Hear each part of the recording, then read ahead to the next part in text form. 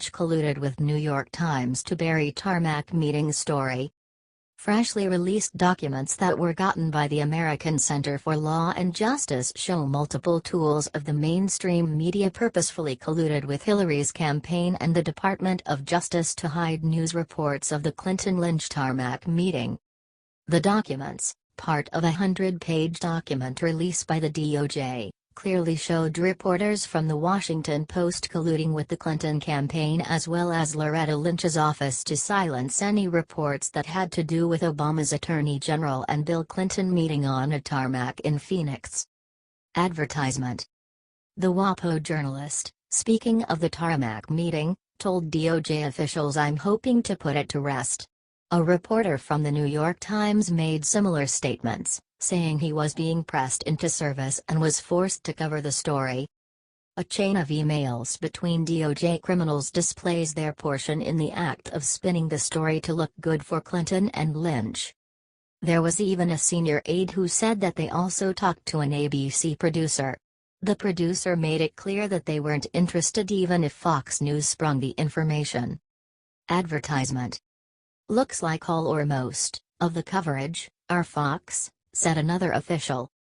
The most recently disclosed documents not only provide more evidence that the DOJ and Clinton campaign were working with the left-wing media to bury the reports, but also show Comey's FBI shut out investigators who were looking for information regarding the meeting.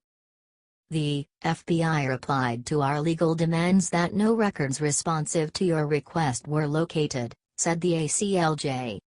This is yet another sign that America made the right choice in November. The corrupt Clinton camp is truly disgusting. There is no reason to sweep this under the rug. All involved parties must be thrown in jail immediately. What do you think? Watch now. More. Related.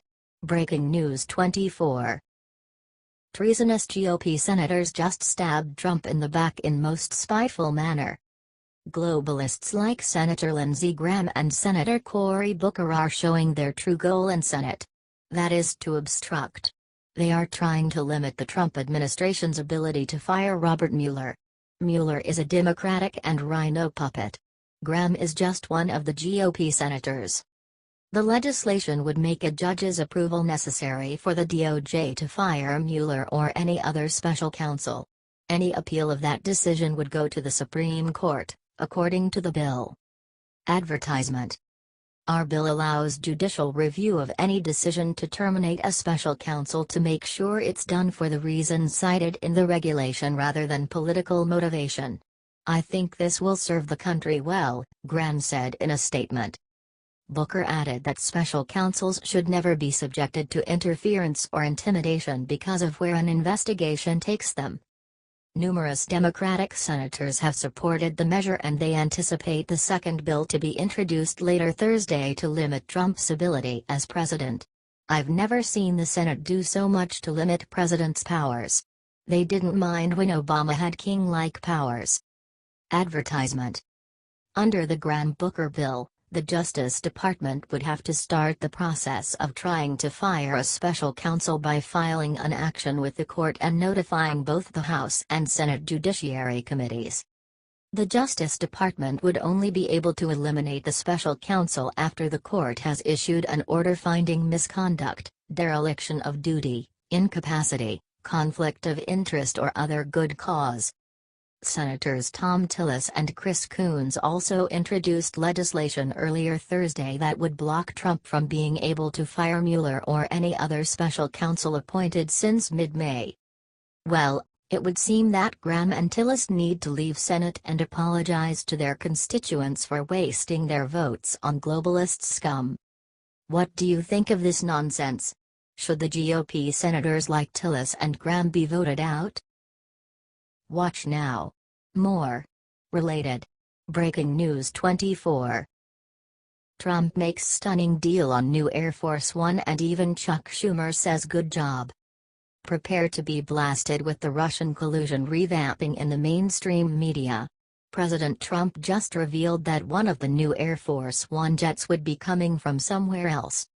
Prior to the beautiful inauguration, President Donald Trump had openly discussed with Boeing regarding the inflated costs to replace the Air Force One jets.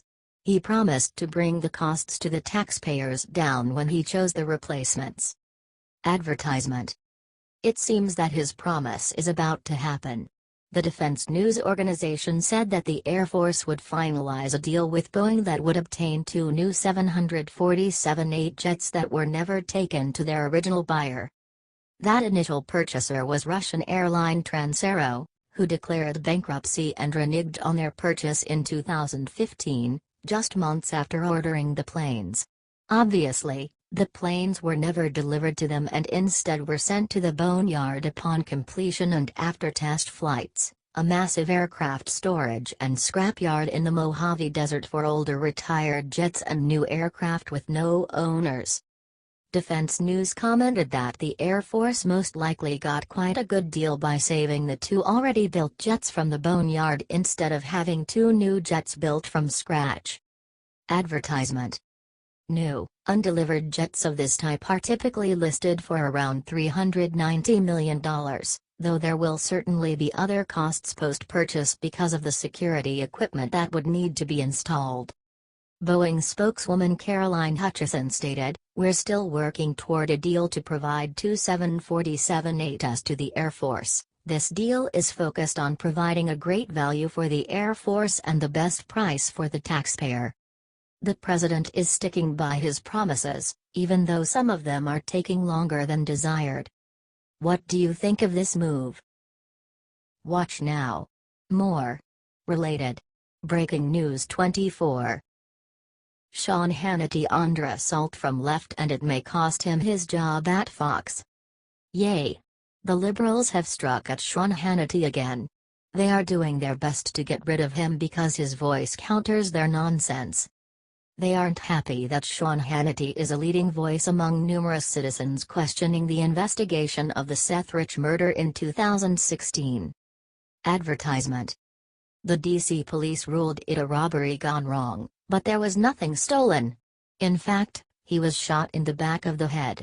That is typical with execution by operatives.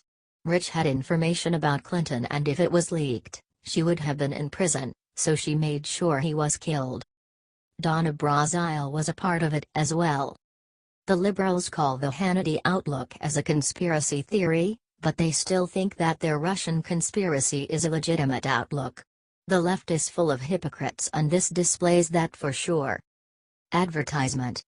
Hannity isn't going anywhere unless he wants to. The left needs to get over it. It's typical left to want to shut someone up that has a differing opinion. If there is no one to offer a different opinion, there is an echo chamber and their points are never challenged. They keep making false accusations like the fact that Hannity has ruined the culture at Fox News and he's made everyone uncomfortable. The reality is that every parent would want the truth discovered behind his or her child's murder. So why on earth are Seth Rich's parents find it acceptable that he was murdered in cold blood and no suspect has been apprehended? The left will keep going after moderates and conservatives to shut them up. That's why they want to run Trump out. They can take guns away and really shut up opposing viewpoints. What do you think of the left and their conspiracy theories? Watch now. More. Related. Breaking News 24. Former Clinton campaign chair John Podesta reveals what he does every night since election. While chatting with MSNBC, former Hillary Clinton campaign chairman John Podesta confessed that he loses sleep because Clinton lost the Electoral College, in turn, losing the 2016 election. Yes, he loses sleep over his collusion that failed to win the election for Clinton. It's embarrassing for someone to admit that. Advertisement. After CNN's Alison Camrota asked Podesta if Clinton is surprised how often the Trump administration refers to her since the election has been over for more than 9 months. Podesta said that it's unprecedented. Maybe because there was no other presidential candidate in history under federal investigation while trying to win an election. It's actually pathetic that he tried to use this as an anti-Trump talking point. It's unprecedented. You never saw that behavior from any other president who's talking about the person they beat. I think it really just bugs the hell out of him that she got 3 million more votes than he did, and he keeps coming back to that.